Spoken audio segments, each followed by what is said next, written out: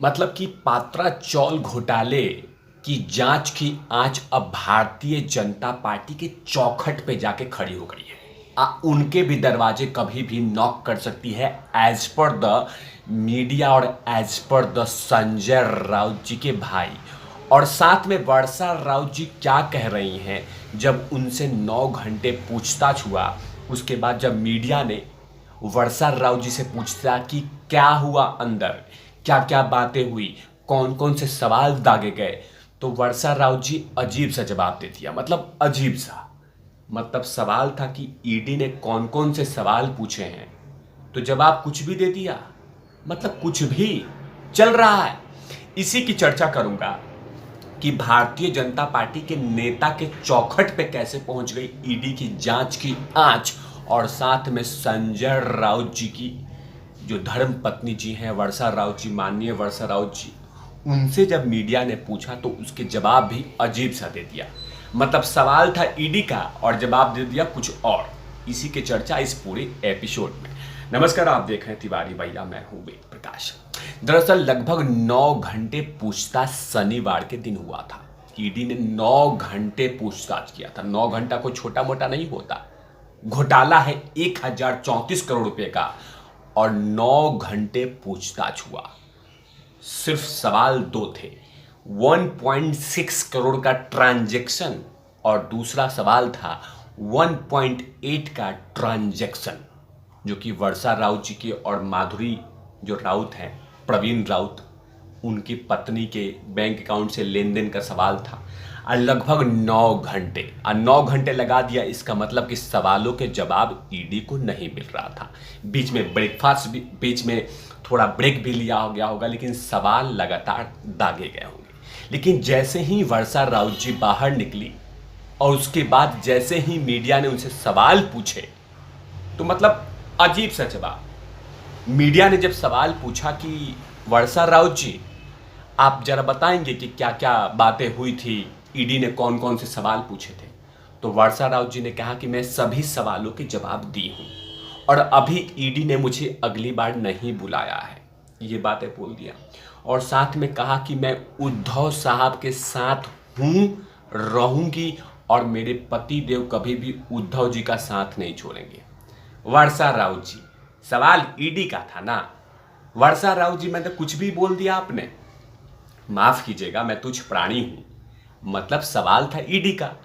इसमें उद्धव साहब को परेशान करने की जरूरत नहीं है। इसमें उद्धव साहब के बारे में बीच बीच में उद्धव साहब उद्धव साहब उद्धव साहब, उद्धव साहब को परेशान कहां किया जा रहा है?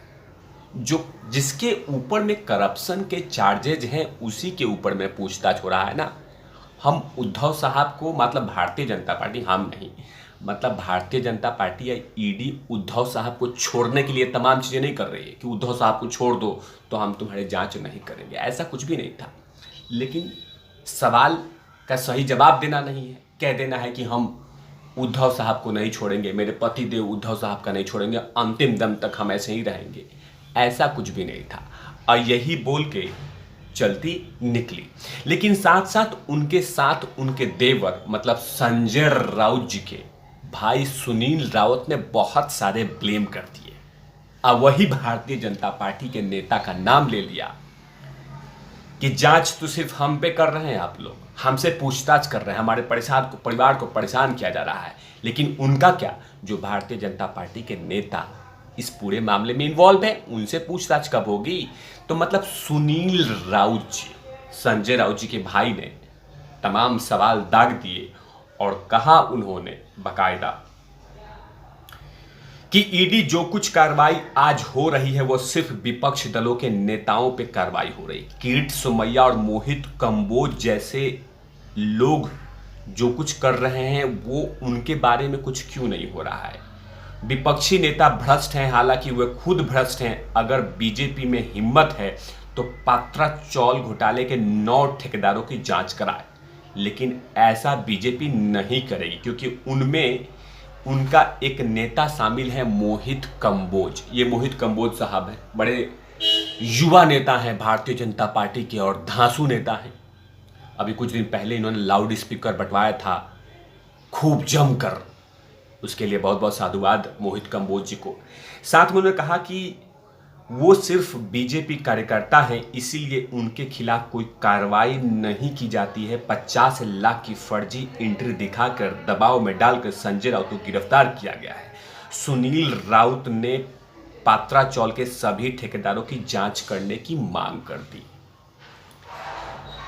मतलब सीधे तौर पे स्ट्रेट कर दिया कि बीजेपी के नेता मोहित कंबोज करप्शन में शामिल हैं, उनसे पूछताछ भारतीय जनता पार्टी क्यों नहीं कर रही है। आखिरकार डर क्यों है भारतीय जनता पार्टी को।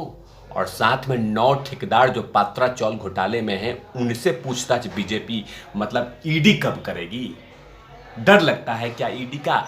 ये तमाम आरोप संजय राउत के भाई सुनील राउत जी ने कहा है और साथ में बहुत सारे लांछन लगा दिए हैं कि ये तो जब तमाम चीजें चल रहा है ये बिल्कुल गलत चल रहा है। तो मतलब कि सुनील राउत जी 2-3 सवालों के जवाब मैं पूछ बोल रहा हूं कि आखिरकार वो जो ट्रांजैक्शन है आखिरकार क्या चीज का है। और जो ईडी ने लगभग 11 करोड़ की संपत्ति की सील किया है उसके बारे में आप क्या कहेंगे। मतलब ईडी ने संजय राउत जी की और वर्षा राउत जी की कुल संपत्ति मिला के 11 करोड़ को सील कर दिया है, बंद कर दिया है। उसके बारे में सुनील राउत जी कहेंगे कुछ। मतलब अगर चलो ठीक है एक मिनट के लिए कि करप्शन नहीं हुआ है तो 11 करोड़ को लेकर कोर्ट में जाए और कह दे कि मेरी ये खून पसीना की कमाई है, इसको ईडी ने जब्त कर लिया है, सील कर दिया है, ईडी को देना पड़ेगा, ये खून पसीना का एक कमाई है 11 करोड़ रुपए, इसको कैसे सील कर सकता है, ईडी में इतनी हिम्मत कैसे हुई। ये तमाम चीजें कह सकते हैं ना, तो कह दीजिए, लेकिन नहीं कह रहे हैं। मतलब सीधे बाहर निकल के मोहित कंबोज और किरीट सोमैया के बारे में कुछ ना कुछ कह दिया। लेकिन मोहित कंबोज हैं वो शांत नहीं बैठने वाले हैं। वो मोहित कंबोज का आप स्टाइल देखेंगे, अंदाज देखेंगे, यही है तो अलग ही है। अब वो पूरी तरह से कॉन्फिडेंट रहते हैं और ट्रांसपेरेंसी में विश्वास रखते हैं। तो मोहित कंबोज ने जवाब देते हुए सुनील राउत को बहुत सारी खड़ी खोटी सुना दिया और कह दिया कि ये भी संजय राउत की तरह है और उससे 2 कदम आगे ही है, अपने मन से कुछ भी बोल देता है, मनगढ़ंत कहानी कह देता है। सबूतों को लेकर बात करें। मोहित कंबोज ने ट्विटर पे बकायदा ट्वीट करते हुए सुनील राउत को आईना दिखा दिया है और कह दिया है कि जो कुछ लांछन उछन लगा रहे हो ना, ये ऐसे मत लगाओ। आखिरकार मोहित कंबोज जी ने बकायदा क्या क्या ट्वीट करके कहा है ये भी बतला देता हूं। सुनील राउत को कॉमन सेंस होना चाहिए, वह अपने भाई संजय राउत की तरह नहीं है। बिना कागज पत्तर के, बिना कोई डॉक्यूमेंट्स को आरोप लगाना ये परिवार की उनकी समस्या है। मीडिया को कहानी प्रकाशित करने से पहले अखबार को, तथ्य को देखना चाहिए और उसके बाद इस तरह की जुबानी बात कहनी चाहिए। और रही बात उनके परिवार की समस्या, ये ऐसा ही है कि बिना ठोस सबूत के, बिना कुछ सबूत के आके बक बक बक बक बक बक बक बक करते रहते हैं। ये मोहित कंबोज ने बकायदा सुनील राउत जी को आईना दिखा दिया कि आप जो कुछ आके बोल रहे हैं एटलीस्ट सबूत लोग तो के बोलिए, ऐसे ही बोल देते हैं।